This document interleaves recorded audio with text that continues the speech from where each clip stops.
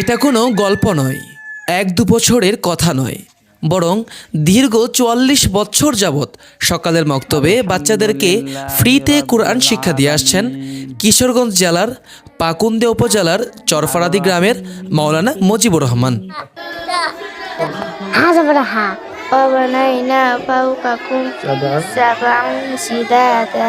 প্রতিদিন ভোরে তিনি নিয়মিত উপস্থিত হন সকালের মক্তবে, যেখানে দীর্ঘ ৪ দশকেরও বেশি সময় ধরে বিনা বেতনে শিশুদের কোরআন শিক্ষা দিয়ে আসছেন।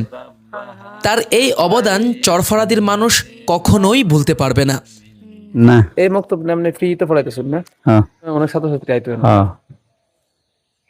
12-15 জন, 15-16 জন, মাঝে মাঝে বেশি হইতো, মাঝে মাঝে কম হইতো, এরকম আছে।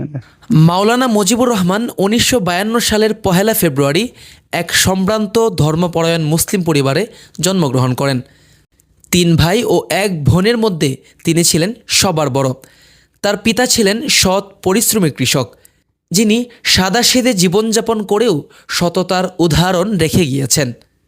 মাওলানা মুজিবুর রহমানের বাবা যখন বয়সের ভারে কৃষিকাজে অক্ষম হয়ে পড়েন, তখন পরিবারের ভার এসে পড়ে তরুণ মুজিবুর রহমানের কাঁধে। তখন থেকেই তার দায়িত্বশীলতা ও ত্যাগের পথ চলা শুরু। ছোটবেলা থেকেই তিনি ছিলেন ধর্মপরায়ণ ও অধ্যবসায়ী। মাদ্রাসায় পড়াশোনা শেষ করে ১৯৭৭ সালের দিকে তিনি শিক্ষকতা শুরু করেন চরফরাদি জামিউল উলুম মাদ্রাসা ও এতিমখানায়, যেখানে তিনি নিষ্ঠার সাথে ২ বছর শিক্ষাদান করেন। এরপর নিজের প্রচেষ্টা ও পরিশ্রমে তিনি প্রতিষ্ঠা করেন চরফরাদি মক্তব, যেখানে শিশুদের জন্য শুরু হয় কোরআনের শিক্ষা। এই মক্তবকে ঘিরেই পরবর্তীতে প্রতিষ্ঠিত হয় ঐতিহ্যবাহী চরফরাদি দাখিল মাদ্রাসা। মাওলানা মুজিবুর রহমান শুধু একজন শিক্ষকই নন, তিনি এলাকার তরুণ সমাজের ভালোবাসার এক প্রতীক। পুরনো দিনের গল্প, ইতিহাস, সমাজের অবকাঠামো পরিবর্তনের কথা সবই তিনি বলতেন গল্পের মতো করে। এই মাশাআল্লাহ, মাশাআল্লাহ, যুবকরা ঘন্টার পর ঘন্টা বসে শুনতেন তার সেই গল্প ও উপদেশ। তার মৃদু কণ্ঠ, সাদাসিধে চলাফেরা, বিনয়ী ব্যবহার এবং নরম হৃদয়ের কারণে তিনি হয়ে উঠেছেন এলাকার সবার প্রিয়।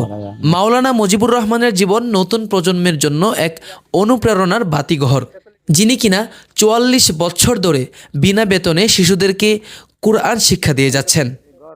কোরআনের এই নিঃস্বার্থ সেবা সত্যি প্রশংসার দাবিদার। তার মতো মহান মানুষের প্রয়োজনীয়তা সমাজে অপরিমেয়। মাওলানা মুজিবুর রহমানের নেক হায়াত দীর্ঘ হোক এবং তার মতো মানুষ আরও সৃষ্টি হোক, এই কামনাই করি।